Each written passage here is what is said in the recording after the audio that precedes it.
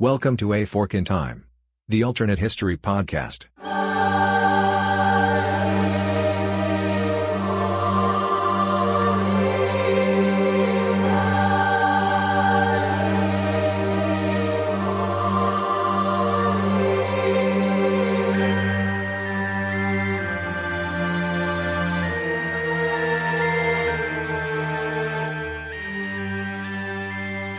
Welcome back to A Fork in Time, the alternate history podcast. Don leading off the podcast today. Very, very happy to be joined by our regular contributor, show agitator, and just all-around good guy, Chris Coppola. Say hi to the good folks.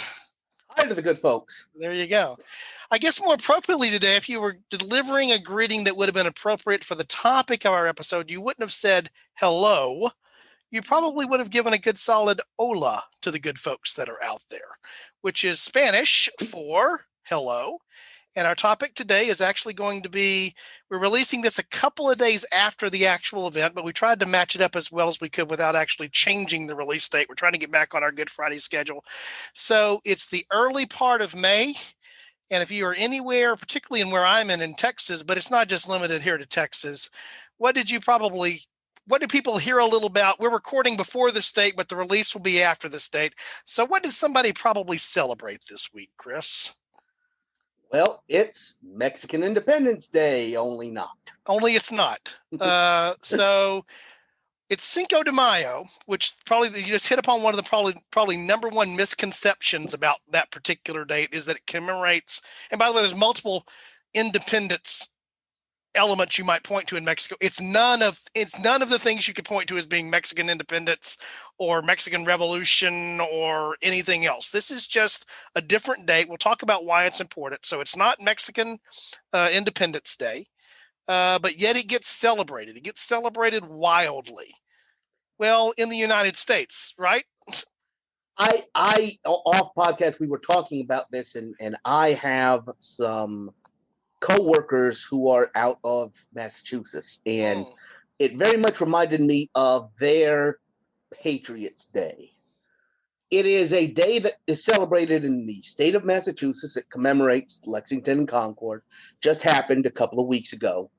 And every single year, come April, they find a reason to call me in the week before and talk about how we have next Monday off. You don't, do you? Just to rub that in. And I have to imagine that somewhere down in Mexico, there is somebody doing that from the state of Puebla, because it commemorates the Battle of Puebla. It is celebrated heavily in that state.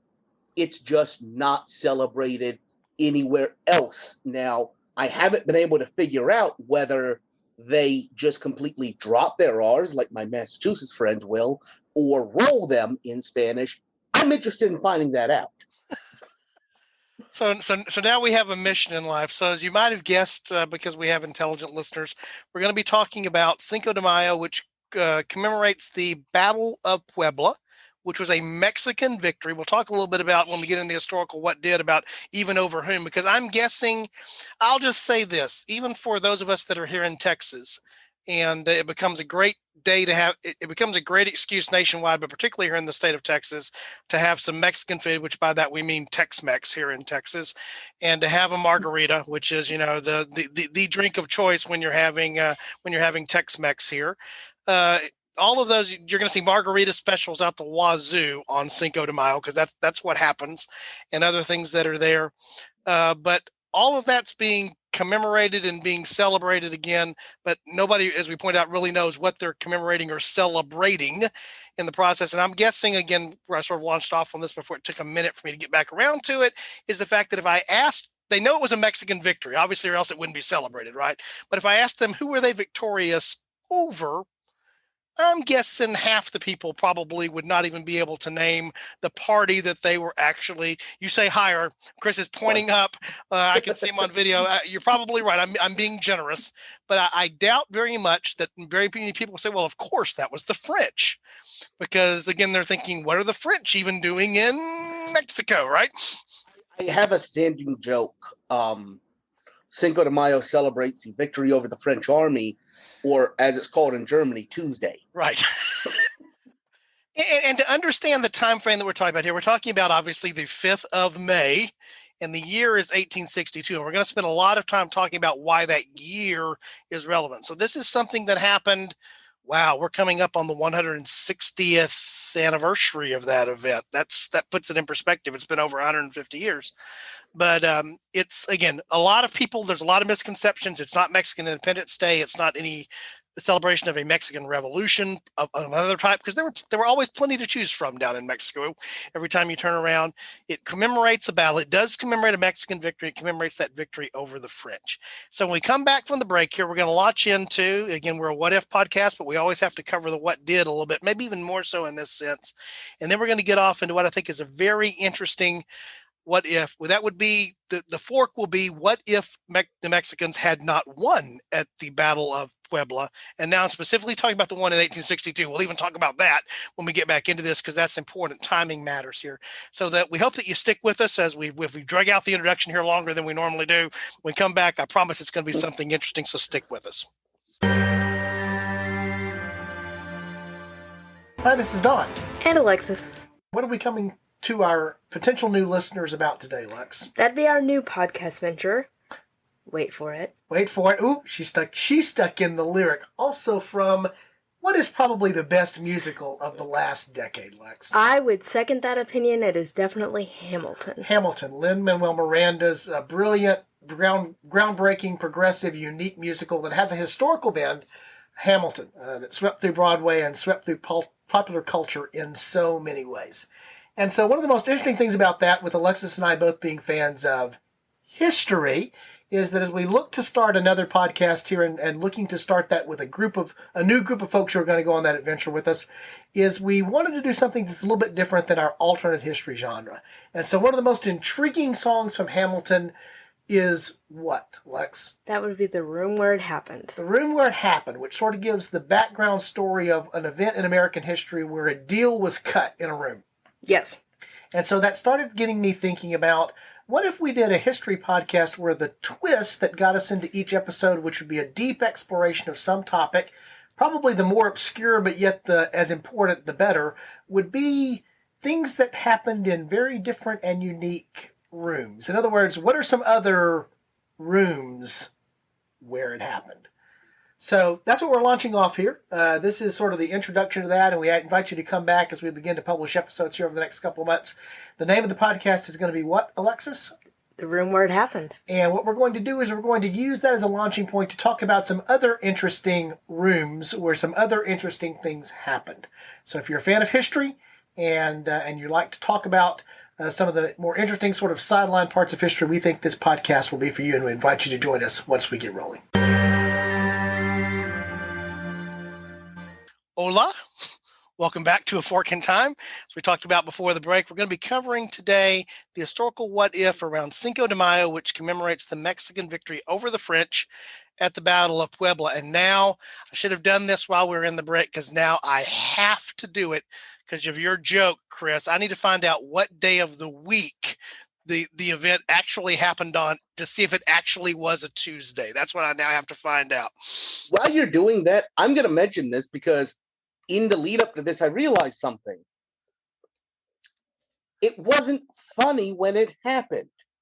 Correct. The Germans beating the French wasn't a thing when this happened. Well, it becomes a thing very close to the end of this. But yeah.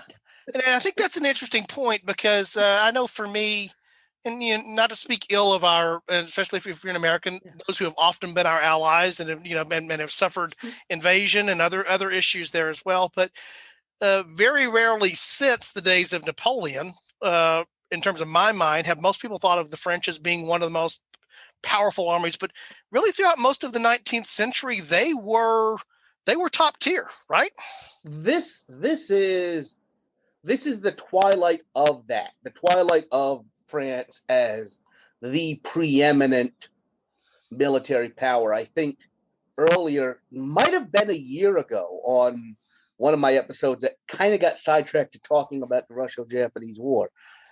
Japan, when they're reopening about this time and they're looking for who are the best military trainers, they still bring in the French.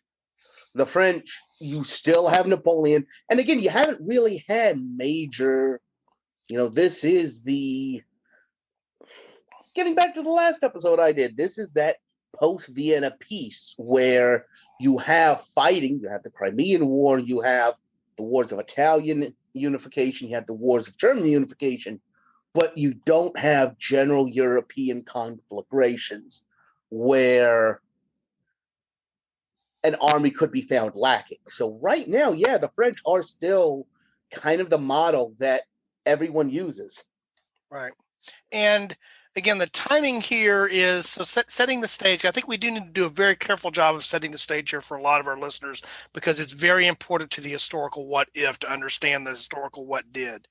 So we find ourselves in 1862. We find ourselves in Mexico.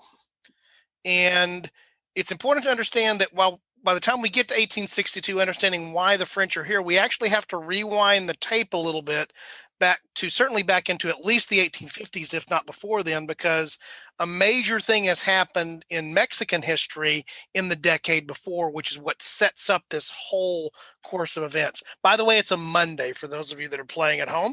So if you didn't know that now, Cinco de Mayo, when it happened in 1862, happened on a Monday. So now you've got that to file away in your little mental file cabinet if you didn't know it already, and remembering that. So you may have to change your joke, Chris. You may have to change that to what it's like any other Monday, but Tuesday works as well.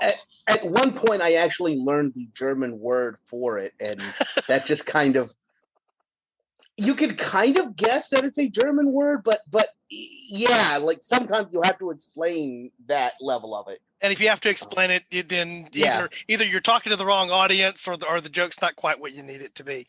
So help our listeners understand, Chris, why in 1862 the Mexican army is fighting a French invasion force. The War of the Reform.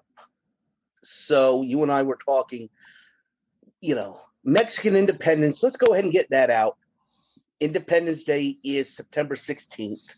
Celebrates the Grito de Dolores, the Cry of Dolores, beginning the resistance against the Spanish, getting the Spanish out. There, I made that mistake. And basically they succeed in the 1820s, and from the 1820s up until the 1850s, the political situation in Mexico could be summed up as Santa Anna and Friends. He actually started out as a royalist Spanish general fighting against the insurgents in Mexico, but I think you mentioned he's kind of a share. He's just constantly making comebacks. He's constantly circling around, and for a while he's a military general who's constantly changing sides and overthrowing the government. And kind of around 1830, he decides, I'm sick of using everybody. Why don't I just become the president? Why don't I just take over? And that's how Texas became a thing. That's how California became American. All of these goings on. And in the early 1850s, he's kind of formally defeated. He's gone.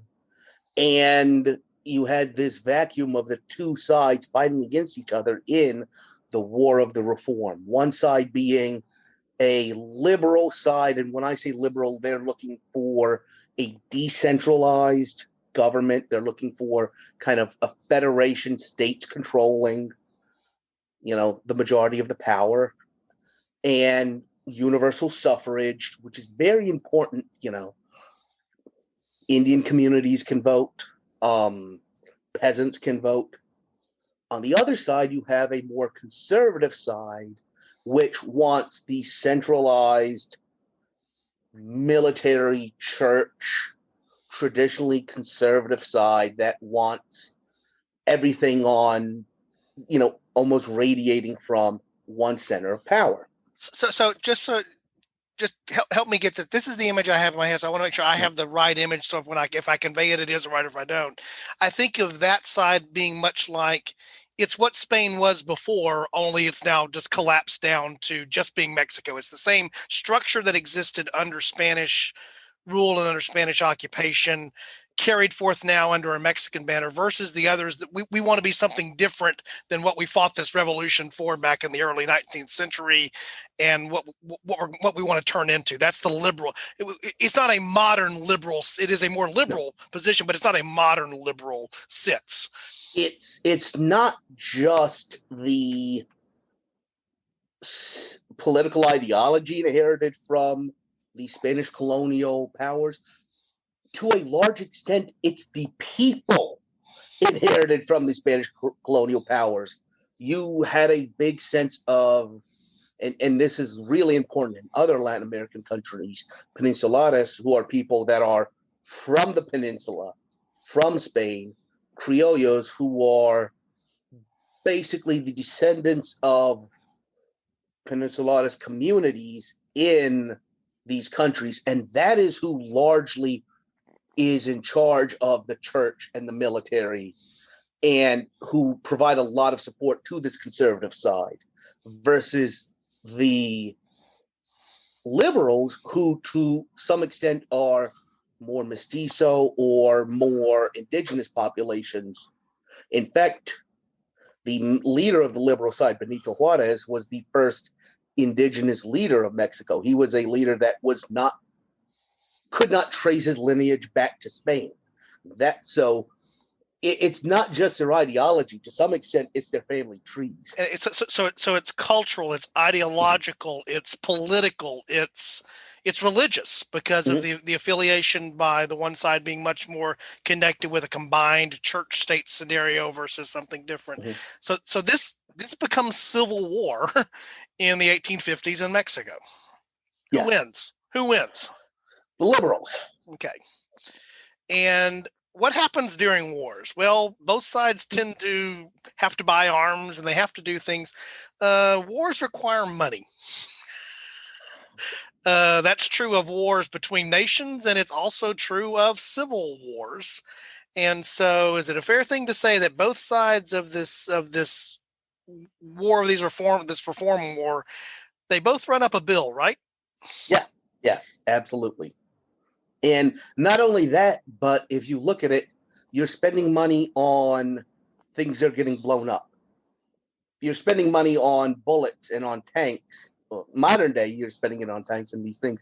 What you're not spending it on is improving your ports, building your railroads, expanding your mines. You're borrowing money to spend it on this military stuff. You're not spending it on stuff that's going to make it easier in the future to repay it. Right. It's you're not borrowing on infrastructure. You're borrowing on expendables and consumables that are the ultimate expendable and consumable, because they not only consume themselves, but they destroy other things that have infrastructure and value. Right. It is not building value. So who holds the debt here?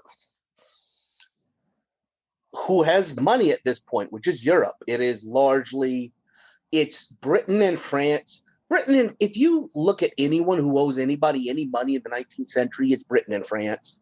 That's how Suez happened. That's how all of these other things throughout the world happened. In this case, you also have Spain in the mix because of the historical commercial connections there. Right. So those three countries. Those three European powers and they're owed money by both sides.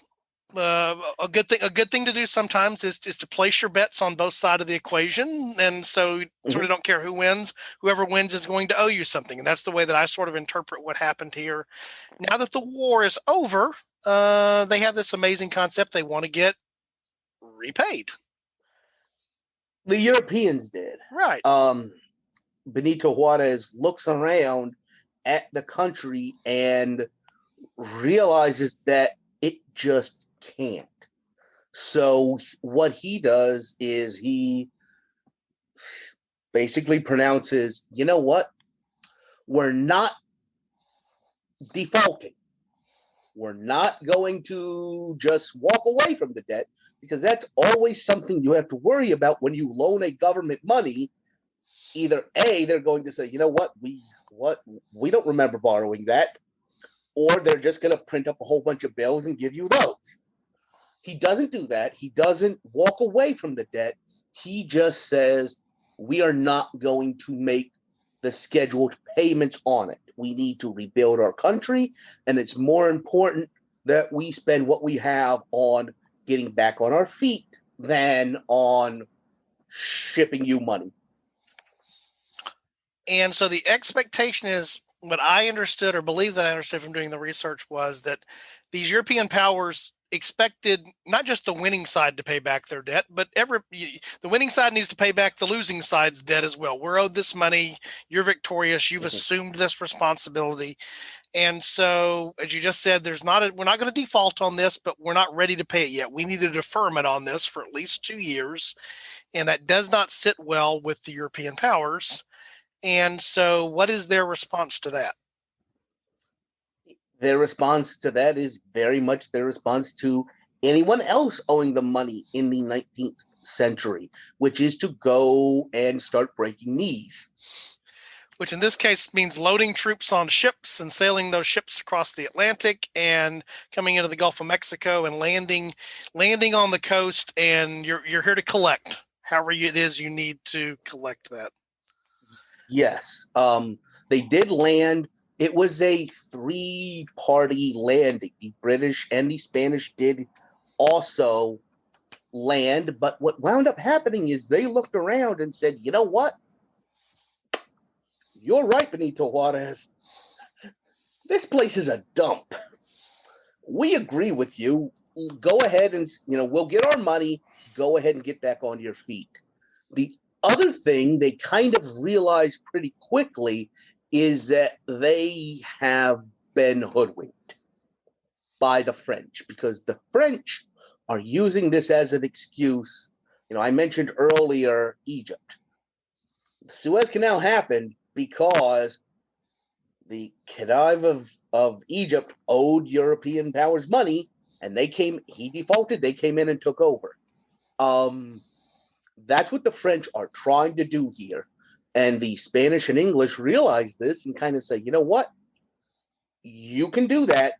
We're going home. We are not going to set up a colonial possession in Mexico. We trust the current government to pay us back, and we are going to withdraw our troops and support from this expedition. Yep. And so the French are led by a guy whose name sounds familiar, but he's not the guy you might think that he is. He's Napoleon, but he's not the famous Napoleon Bonaparte that we know from the Napoleonic Wars. This is his nephew, Napoleon III. Yes. I will be perfectly honest. I know who they say Napoleon II was, but it always makes me laugh that he's the third. For some reason, they just skipped the second. Well, it happens. Yeah, it happens. So then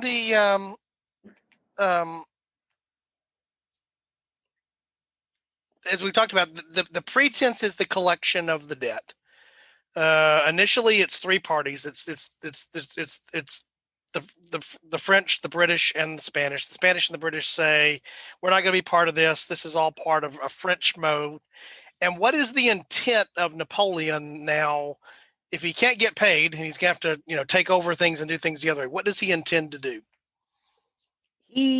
This is a bust out. The whatever Mexican power he sets up is going to have a business partner. He's going to basically put in a puppet, a front man, and he's going to just, open up the spigot and start draining the country dry. Right. And so who is this magic guy that's going to be the face of Mexico partnered with Napoleon III? This is kind of the end of that era in European politics. There's one more thing that happens like this. He decides, you know what? I want to be friends with Austria. And so I'm going to invite an Austrian, some minor noble, the Habsburg noble, to go over and take over Mexico. Because I'm giving them this, the Habsburg in Austria will then be friendly to me, and this will lead to an alliance between Austria and France. So the noble he chooses is a guy named Maximilian. which you couldn't have scripted that better, at least in my mind. It's one of those great soon to be installed emperor kind of names. So I give them credit for not finding some duke named Bob that was some distant Habsburg relative here. So they go to a good place to do this. So the intent is to install Maximilian as the emperor. He actually is installed as the emperor of Mexico for a period of time by the French. And how did they get him to come along and agree to this? To me, this is the other interesting part of the story. We'll sort of try to conclude up the what did here, get into the battle a bit so we can get out of the what if. Again, I just think this is one of those places it's really important to set the stage. So what they did is they basically kind of sold him that the country of Mexico is asking you to come in. You are being invited to come take over this country. You have local supporters, and they were the losing side in the latest Civil War. They're the conservatives. But now that we're back, they want you. And he's even told that there's been like a referendum, a national election, which sort of says we want you. The people want you. The people are demanding you. Is the impression that I have from that. Is that a fair impression? You know what? Actually, Napoleon III himself was one of the really big users of referendums. He would kind of put these things out, and you picture some of the more modern illiberal democracies have these things where it's 95% of people voted for this. That must mean it's the good thing. Right. When some of the ballots don't even have no printed on them. Things like that. Yeah. We've seen this type of election. Sadly, we've seen this type of election around the world. It gives the appearance of a democratic flair, but it really doesn't have that. So that sets us up to, again, a French army that is a very capable French army, certainly compared in terms of equipment, material. Mexican forces here that are experienced because they've just been through their own civil war. So it's not that you're lacking for folks who have fighting experience, but not the type of thing that you would expect the Mexicans to be successful in because they're outnumbered and essentially they're outgunned. Is that a fair summary? It is. I would say they're experienced in the type of war they were fighting. Right. At the Battle of Puebla, one of the things the Mexican side makes a point of doing is they're defensive. It reminded me of kind of a Bunker Hill situation. I didn't want to mention it because that is independence, and it's not this. Right. But they are entrenched in these fortifications, and what they've been doing is fighting each other in kind of small action guerrilla warfare. They take these positions, the French keep attacking, just like Bunker Hill situation did, and when they finally lose, the Mexican cavalry charges and wipes them out. But they don't follow up specifically because they realize we don't fight European field battles like this. If you look at a map of a battle of the American Civil War, you see these nice rectangles. This person is marching there and this person is marching there. That's not how they fought. Right. And they knew it. So they intentionally didn't fight like that. So to sort of shortcut through the historical what did here, which again, I know we've gone a little bit long on that, so we're apologetic for that for the last time, but setting up the historical what did is we eventually reach a place where French forces have pushed inland now from the coast to the city of Puebla, which is in sort of, I don't know how to describe this. It's south of where Mexico City is today, bending around towards the Yucatan, but now inland from Veracruz there, where they've actually come in and they've established a base of operations and they're pushing westward. So they come to this town, fortified, the troops are there. So this is in 1862 in the April-ish into May period of time here. And the most interesting thing happens. The Mexican army is able to earn a victory there in this Battle of Puebla. Now, it's important to say that a year later, there will be the siege of Puebla, which will go in the other direction. The French will eventually take this city. They will just take it in 1863 and not in 1862. And that becomes really, really, really important when we get over into the what if, because ultimately the Cinco de Mayo commemorates the Mexican victory in May of 1862. At the same place, there is a later event that is not a Mexican victory. Ultimately, Puebla is in the hands of the French a little over a year later. Yes, it's basically on the road to Mexico City from Veracruz. So they do take it. They take Mexico City, and in 1863, late 63 into 64, basically Maximilian takes over most of Mexico. I mentioned Benito Juarez. He's the president. He's the guy being pushed out by the French. I almost said legitimate. He's a legitimate president. Okay, I'm not even going to play that he wasn't. He's a legitimate president. He is up in Chihuahua, which is kind of. It's interesting that if you look at the United States Mexico border, you have sister cities. So Brownsville is right on the coast, and its sister is Matamoros. The city opposite El Paso is named Ciudad Juarez. Right. After this, because that's where he set up his camp after kind of being pushed into the northern wilds of Mexico. So to push all the way through, in a lot of our histories, getting back to the last episode I did, if you are sitting in Europe in 1920, there's no avoiding World War II. You're in a railroad tunnel and you see a light coming and you just can't do much about it. And that imagery has reminded me of a lot, because in this instance, Maximilian is sitting in the middle of a tunnel and he's got two massive trains coming at him. One is the American Civil War. By this point, by 63, 64, it's largely decided one way. And he is scrambling to get himself established before the United States takes back over Texas.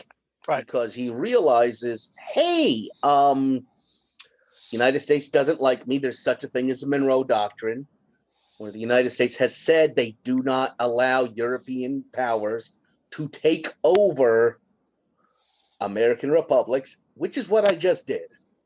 So I need to get established before the Americans come back into Texas and win that Civil War. And now, by the way, have all of these guns sitting around and all of these people who know how to use them, and they don't need them, so Juarez can use them. Right. On the other end, I mentioned in passing that Napoleon III used this as an opportunity to forge an alliance with Austria way back in Europe.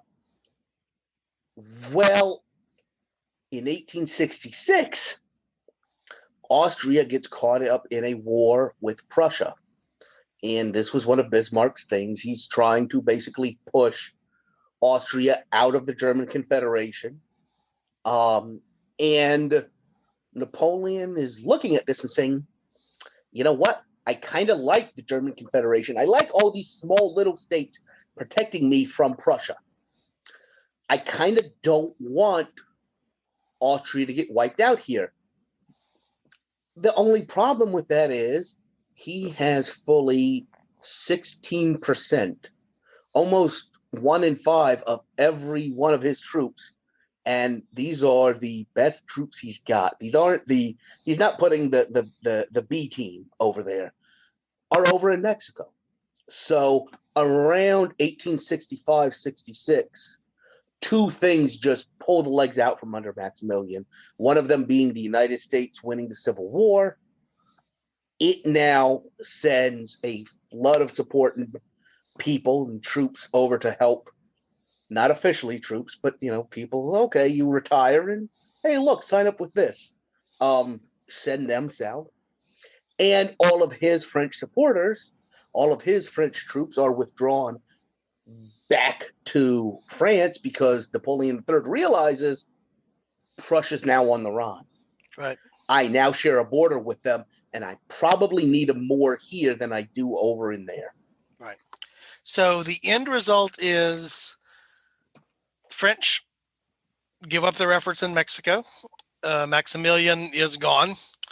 And in fact, he's eventually executed. what he gets for coming in and answering what he thought was answering the call of the populace is he gets executed. And we have the flow of history as we know it. That's the historical what did. So we're going to take our fork here at the Battle of Puebla, that spunky little group of Mexican soldiers aren't successful there. And so that city falls, and it falls in 1862 and not in 1863. And we've already hit upon this.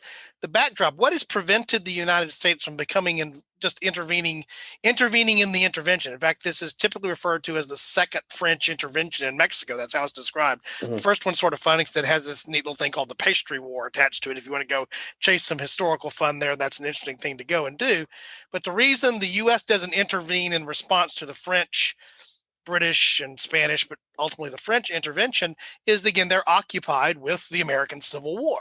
They're distracted away from being the enforcers of the Monroe Doctrine because they're having a war inside their own country. So once that's gone, as you've just talked about, things go back in the other direction. But in 1862, the war is not in the same place as it will be just a year later in 1863. And that's where the fork gets interesting, right, Chris? Right. That 1 year between the two battles, we'll call them the two battles of Puebla. I do feel like the second one is called the Siege of Puebla. Siege, right. Just to prevent the confusion. Right. Yeah, it's a little bit like, well, I'm thinking about it even now, the American Civil War, because, the two sides use different ways. One used towns and one used creeks or tributaries. Mm-hmm. So you have, first and second Manassas or first and second Bull Run, for example, depending on which side you're on, distinguishing which one. One is called the Battle of Puebla, which the Mexicans won. One is called the Siege of Puebla, which they lost. By the way, not to be confused with one like 6 years previous to both of those, where Puebla's it's strategically located. There's a reason why things keep happening here, because of the topography.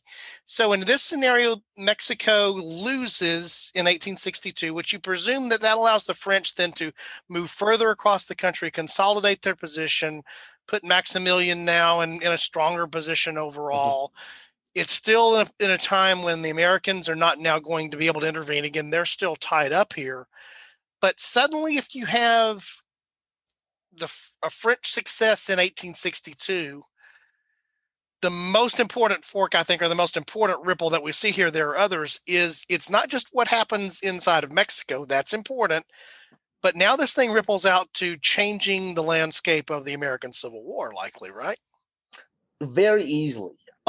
In just to kind of take a step back and get into some of what, in my initial, when we talked about the idea of the timeline for this, there's a couple of different things that are happening like right at the same time as these important events in the, let's call it the what did arc we just got done talking about. For example, the British, Spanish, and French getting together and deciding to send troops to Mexico happens in November 1861. I am not a sailor. I do not know shipping routes, but that is exactly the same time as the Trent Affair is happening, which is basically a British ship steaming from Canada to Great Britain carrying Confederate representatives trying to negotiate intervention. The United States stops it and basically arrests these two people. And it's a huge problem for Abraham Lincoln, because that's kind of how the War of 1812 happened. You don't stop foreign ships and take people off it. Right. And so I have this image of those two very important ships crossing paths, because it happens at exactly the same time. If you look at what happened in, the Battle of of Puebla on May 5th, 1862. If you look at what's going on, that is the same day as the Battle of Williamsburg in the Peninsula Campaign, which is McClellan trying to come around and come up into Richmond. By the way, that's where Lee takes over. Lee is not in charge of the Army of Northern Virginia yet. So there's a lot of stuff happening. Everything that he does hasn't happened yet. Right. All of his victories haven't happened yet. The other thing is, 10 days after the Battle of Puebla, Benjamin Butler occupies New Orleans, which was the major tobacco port, or the major cotton port, which is what the South was counting on. Many of them realized in a straight up, stand in front of the other guy and fight, we're not able to do this. So our hope is, if we can export cotton, we can use the European dependence on cotton. Manchester and northern France, where the first industrial revolutions happened, the first thing they started doing was making fabric, and they were dependent upon that cotton from the southern United States. There was large economic displacement in these industrial areas when that raw material got stopped. So the Confederacy is counting on encouraging European intervention by trade. They also are able to get hard currency, or just basically to trade cotton for guns or other things they need to carry out the war. With the fall of New Orleans in our timeline, that stops. The United States Navy is able to blockade the South and to a large extent stop them from dealing with Europe. Right. That's no longer the case in our fork, because in our fork, the French have a very, very, very, very friendly government in Mexico. They are able to trade overland with the cotton to get those supplies.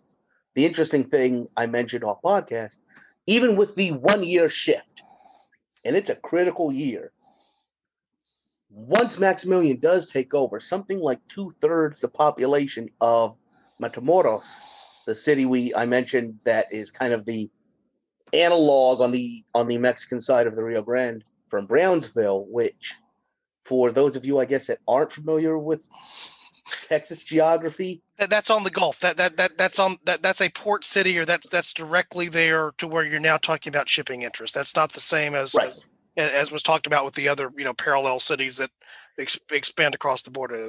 That's today that's modern McAllen, modern Brownsville, right across the border is Matamoros. Yep, it's the southern terminus of Texas. Even with the 1 year shift, something like 2/3 of the population of Matamoros were foreign nationals there buying up cotton to ship back to Europe. And this is in 64, after the South has lost the Mississippi. Right. So the only cotton they have access to is Texas, Arkansas, and some stuff you can smuggle across the Mississippi. But if we're having this discussion before 63 and the loss of Vicksburg, it's a lot easier, and right. There's a lot more of it to ship out. And as we were talking off podcast as well, the question then suddenly exists: the extent to which the United States, meaning here the Union, is willing to actually do anything that intervenes in foreign trade because of the danger that presents of getting pulled into conflicts with European powers. One thing to be involved in a civil war with states that have seceded from the Union that you're trying to restore, but it's another thing to get involved with the powers in Europe and be cross with them, and because again both sides need some of the things that they can get from those. That it benefits everybody to not have that go that way. And as you already hit upon it, the interesting thing in 63, the siege of Puebla starts in March and finishes up in May. 63 is the critical turning point year, obviously, in the American Civil War, particularly late June, early July in 1963. In fact, these events are happening almost simultaneously. You mentioned Vicksburg. Vicksburg is so crucial because it's the controlling interest on the Mississippi. Once Vicksburg is lost, the Union has complete control of the Mississippi, which is a powerful thing to have control of for transport, for commerce, for moving military material, everything that goes with that. Then also at the same time as the Battle of Gettysburg in early July. Those things happen basically essentially on the same day almost. No, they happen on the same day. Right. July 4th. That's exactly right. And so much so, if you're familiar with Ken Burns' Civil War series, they talk about the fact that, July 4th was not celebrated again in Vicksburg for the better part of a century or something like that because of the changing what the commemoration of the date was. Gettysburg is July 1, 2, and 3. So it's over by July 4. That's in 1863. That's actually when the Siege of Puebla, the successful French action, takes place is in 63. You go back a year, as you said, a year before, and you change the landscape. You change the commerce, as you described there. The status maybe of Vicksburg gets changed because of what's happening there. In my mind, this is where I want to get your opinion. There's two possible ways that you can see the war going. The war here being we started out talking about the French intervention, but now we're talking about the real fork is about the American Civil War because of the relationship that exists with Mexico. French supported Mexico becomes an ally of the Confederacy, directly so, which changes that a little bit, maybe even, provides material. Who knows? Ultimately could have happened. But in my mind, the American Civil War then goes one of two ways. It gets much longer, much bloodier. It's much more protracted because there's a leveling out of the economics of the war. Part of the reason the Union wins, they have more men, they have more mechanism with industrial might to be able to do things. The South is an agrarian economy, cotton being the thing that produces revenue. So that's one of the balances there. Or there's the realization of this thing's going to go on for a long period of time. So now we need to find some settlement that is a suit for peace. And so you end up with two separate American states, the Confederate States of America and the United States of America now existing, and the Confederate States would have been more than happy to have had that be the circumstance. So in my mind, there's very little middle ground to me. If you can come up with one, I'd love to hear it. But it's either this thing's going to be bloodier and much longer under the scenario that could happen as a result of a change, what happens at the Battle of Puebla, or the other extreme is it doesn't end in a Union victory. It ends in, at least for some period of time, in a stalemate. Maybe we have whatever the equivalent would be, whatever parallel that would be in the United States, essentially, running across there. The Mason-Dixon line becomes our equivalent of the parallel between the North and South America, if you will. It's not what they're going to be called, the Union and the Confederate States of America. But you actually get into that situation where that could go on for not just years, that could go on for decades or could still be going on today. Well, you're talking about one train, but there's another train. I think what's happening in Europe, the problem is there's so much happening right now. There are so many things going on. In off podcast, I think we were talking about, Lincoln, and I do believe that Lincoln would not have accepted any agreement. And I said, Lincoln's good through 68. He's not. The election of 1864 hasn't happened yet.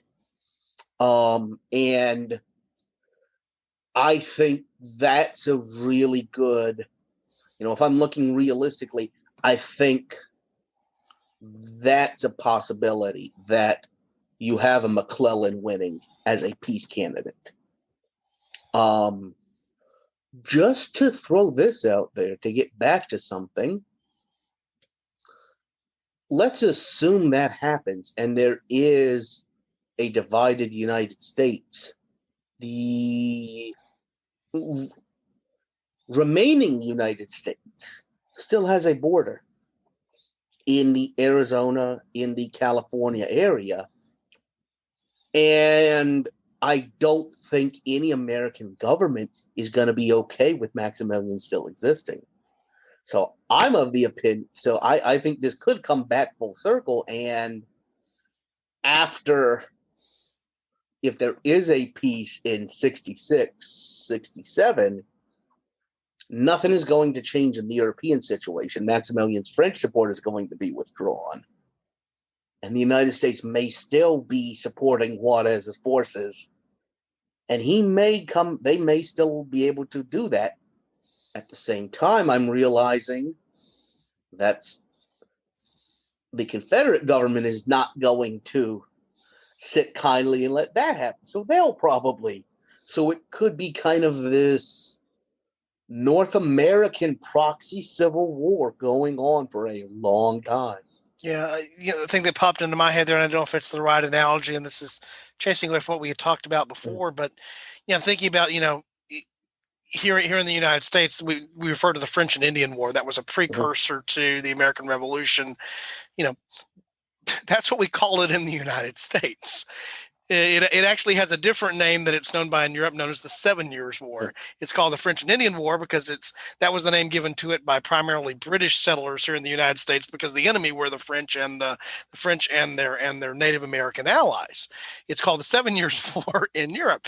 And I kept thinking about this idea of, this thing has the potential to flare up in North America for the reasons you just described there, but then it also has connections back over to how that potentially plays out in Europe. And so maybe it's quiet in North America until something flares up in Europe and it spreads here. Or maybe it's the other way happens on occasion, and maybe this happens multiple times. There's a flare up here, which then suddenly pulls something now that goes on in Europe. And that long period of time you talked about in the 19th century, basically the period of time from, after Napoleon is defeated, all the way, we talked about this a couple of episodes ago, all the way up until World War I, there's this long period. Relatively speaking, there's no such thing as peace in Europe ever fully, but there's not the full-blown continent-wide conflicts that happen during that whole period of time. Maybe there's not that, because there are things now that are happening in North America because the interests that are at play that cause those to flare back up, or the other way around. So as you said, there's multiple trains here, and the two things can play off each other. Right. I actually find this, now that we're talking about this and I'm thinking about it, you and I haven't explicitly talked about it, but I think Harry Turtledove and his books are something we've both really been interested in. And the situation we're describing sounds very similar to what he comes up with, where you do have a pro-Southern Mexican empire. Right. Controlled by the French. Yeah. And so again, that play now it's not the case of, we talked about the reason in the real timeline, in the historical, what did eventually, once the American Civil War is over, now America comes back and says, we had this guy president, his name was Monroe. We have this thing called the Monroe Doctrine. We're serious about this, about European affairs. And so now that there's a United States post Civil War to be able to go and enforce that, that's one thing. The U.S. that existed while there would still be a Confederate States of America is a very different entity in terms of trying to carry that out for very different reasons, and may find that Confederate States of America an ally against somebody that they're trying to take that action again. In my opinion, one of the things, I hadn't thought about it exactly this way, but one of the deaths that happens if you change the Battle of Puebla is you may actually have the death of the Monroe Doctrine as we know and think about it today. It may resurface again at some point down the road, but it's not going to be an active thing that happens like it was for a long period of time. As a nice little, interesting little thing that went through my head, let's say that it does play out and the United States does try and support Juarez through, we do make a peace, we are trying to support Juarez. We're not going to call it the Monroe Doctrine anymore. Because where's Monroe from? Not the United States anymore. He's from Virginia. So, I hadn't even thought about that. Wow. And again, short-lived, because Monroe, he issues the doctrine in 1823 is the date that's in my head all of a sudden now. We're not that far removed from that. This was a new concept. I mean, this was not, well established, a century-long policy of the United States that had been backed by other action. This is a generation ago. Well, that's largely, to kind of get back to what we were talking about, actual Mexican independence happens in 1821. So it's the independence of Mexico and of the countries, especially along the northern coast of South America. Spain didn't recognize Mexico's independence until I believe they lost Texas. After they lost Texas, Spain was not okay with this. Right. And that Monroe Doctrine came out because now there are other American republics, and they were very small and weak. And this was a real attempt to protect them. I'm interested in thinking about what we talked about, the Pastry War. That was a foreign military intervention to get the money back, but it wasn't to change the political structure. And that's kind of the line that Monroe set.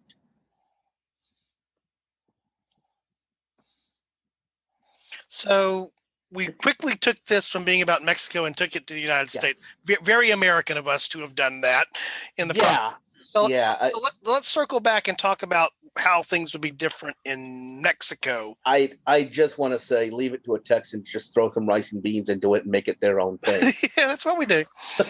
Yeah. Back, what happens in Mexico?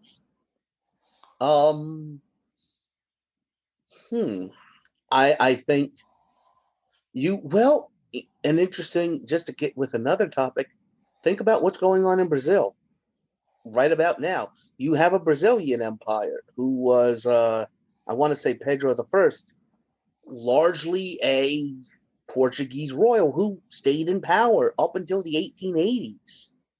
So I think that's a possibility. The one thing, and we short-circuited on it a little bit, the problem with what Maximilian did in Mexico was he came over and he tried to be a European, enlightened, progressive, liberal monarch like Napoleon was.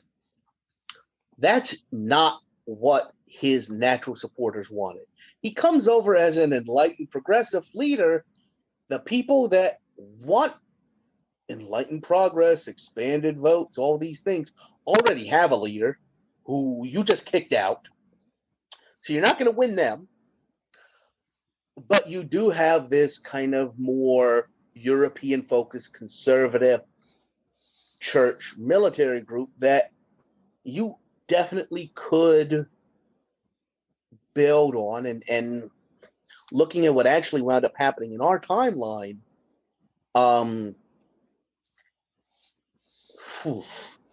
getting into weeds here. One of the commanders at Puebla was a man named Porfirio Diaz. He supports Juarez. Later on, he overthrows Juarez.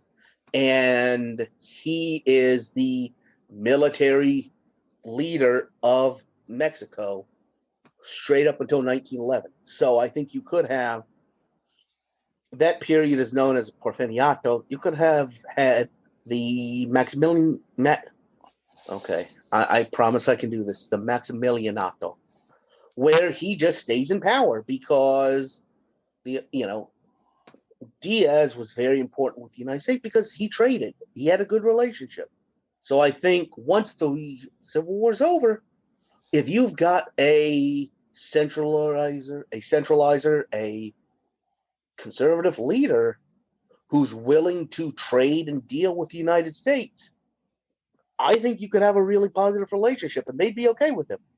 Yeah. So maybe he could survive if he just realizes who in Mexico actually wants him. Right. And so then, you carry that down, if you really ripple that down a long way down to today, culturally, Mexico is going to be similar to what we think of it being today.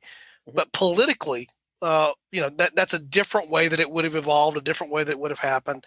And certainly you would have continued to have much more French involvement. So where, for example, is well, where the French were during World War One, assuming there still is a World War One and all of that happens. But you even talked about, what impact does this maybe have back on, some of the unification efforts that happen. And this has ripples that go all the way across. The other thing that just crossed my mind, because it's been fresh, did the episode here 20 episodes back or so about the Panama Canal. We've talked about the Suez Canal.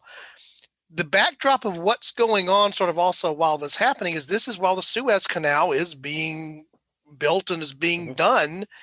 Eventually the French, how they end up in Panama is the Jessups, is done with the one project, and now they're going to go and do that. There still is a discussion about doing this. I forget exactly where it is. So I'm not going to butcher it and go look it up now because I wasn't planning to go here. But there is an area across Mexico that would be a potential place you might try to make a canal that would not be the traditional places that were thought of, which is crossing Panama because it's narrowest there with all kinds of challenges. Strongly recommend The Path Between the Seas by David McCullough. I just finished that recently. It does an excellent job of describing that. But then there was also the Nicaragua concept for the canal. These were competing things that both the French and the Americans looked at. Imagine now, though, that you don't have the Panama Canal. You don't have the Nicaraguan canal, but the French very logically finish up the Suez Canal, and they come to build what? The Mexican Canal. And if that happens in the late 19th century, that changes a lot. Yeah, that does. The one thing I'd say, I feel like the United if we're still if there is still a United States, if the United States is still our country that we know of today, I feel like the Panama Canal happened as a national security counterpoint to the French Mexico Canal. We're not going to be okay with a foreign country.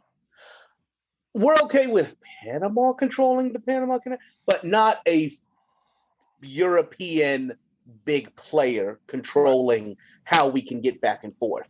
Right. Interesting point. I don't know if you've come across this. The McLean-Ocampo Treaty was signed between the United States and Mexico in 1859. And what it would have done is the United States would have bought the rights to to basically set up a free trade area and eventually do a canal and transit everything we wanted over this route that you just mentioned, straight south, kind of almost due south from Veracruz over to the Pacific coast. It's the Isthmus of Tehuantepec is what it is. I had to go and look it up because I just had to know. And there's been a lot of discussion there still is modern discussion there about what happened with Panama and what was that a railroad was built first to transport from one port to the other, and then it was okay, now the ships can go directly. The same concept there's been these concept of actually being able to load up ships on this thing that would transport them across the land there. And that still exists, but I agree with you. The idea of it, I think there very much could have been because of the French involvement in Mexican politics and their involvement in the Suez project. You can very easily see the French coming over to assist in building that Mexican canal. But then the next thing is the next thing that would happen, again, like you said, whatever is left in terms of an American government or maybe even a Confederate would not sit kindly to having that be the control to get from one place to the other. But so here's the last thing about that treaty I was just talking about, 1859, 1860, it would have bought the rights for the United States to use this. The United States Senate killed that bill because they weren't sure how that would affect what everybody saw was coming with the Civil War. But take a step back. If the United States buys those transit rights from the Mexican government now has the money to pay the European powers, and this never even happens. Right. Yeah. So multiple ways you can make this insignificant is they have a funding mechanism to pay back the debt. the one thing I'd say about this idea of a French canal is, yes, they're working in Suez now, and Suez is relatively easy to do. If you look at it from an engineering standpoint, and I say that as like it just got blocked a couple of weeks ago. Yes, I know. It's a ditch. Right. It has nowhere near the engineering that it takes to do Panama. However, I don't see anything changing Europe and the rise of Prussia and the rise of Germany. France is going to get beaten in 5 years.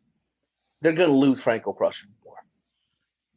So that's going to kind of put them back on their heels. And that's, I said earlier, it's Tuesday in Germany. That's when the jokes about the French stuff, that's when France is no longer the preeminent land power.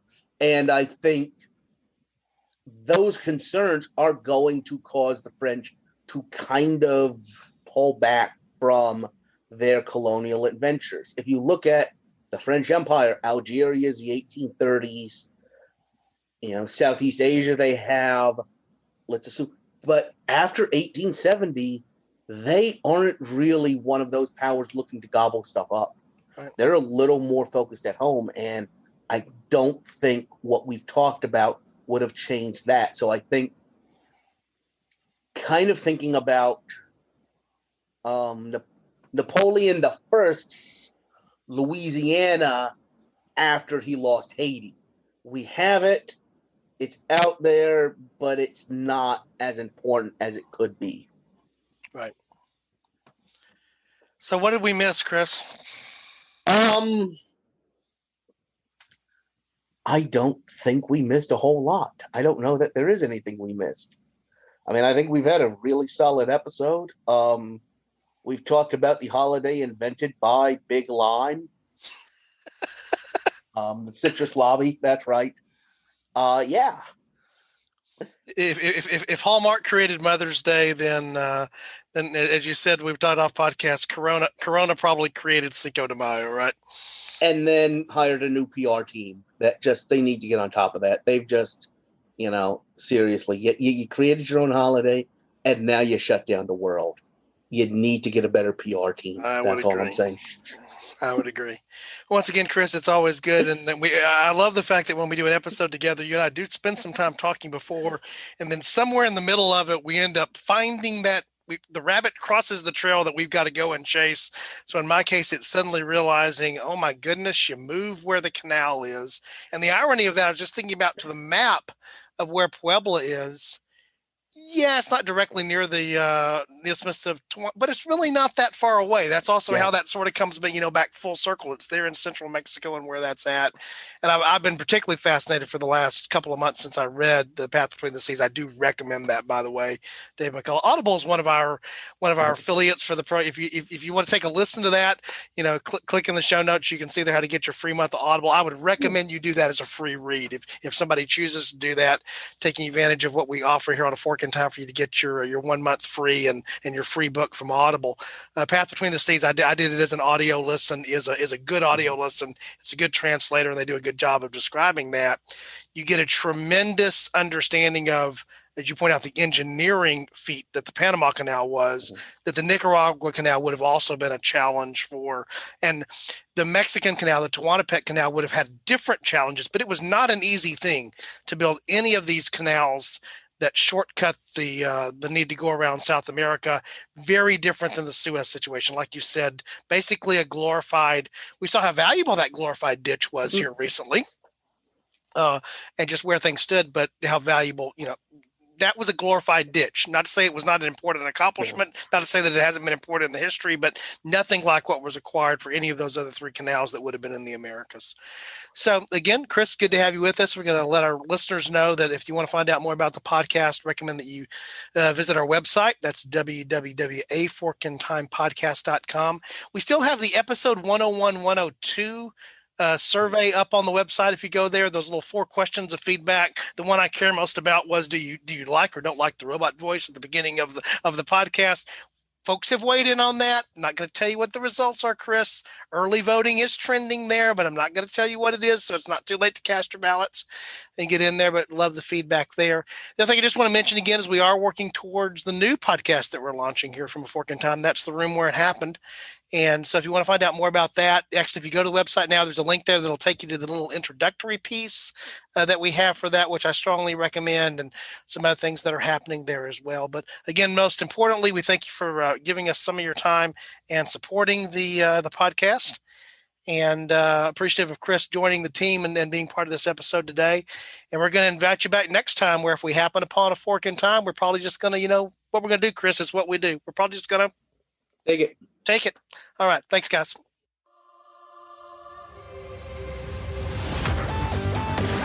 Thanks for listening to A Fork in Time, the alternate history podcast.